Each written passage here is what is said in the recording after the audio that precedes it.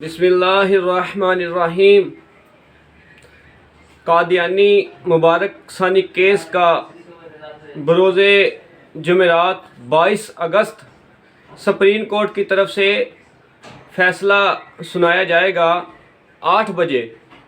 تو ہر مسلمان کو جو چاہیے کہ وہ وہاں پر پہنچے تحفظ ختم نبوت صلی اللہ علیہ وآلہ وسلم کے لیے، اور قادیانیت کو، ان کے نوازنے والوں کو یہ میسج جانا چاہیے کہ مسلمان ہر چیز برداشت کر سکتا ہے، لیکن ختم نبوت، ناموس رسالت پر ہر طرح کی قربانی دینے کے لیے ہر وقت تیار رہتا ہے۔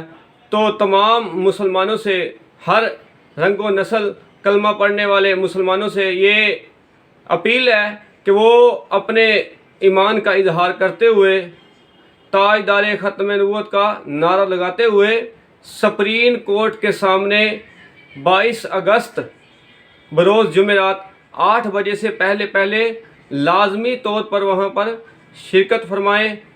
تاجدار ختم نبوت زندہ آباد، زندہ آباد، زندہ آباد۔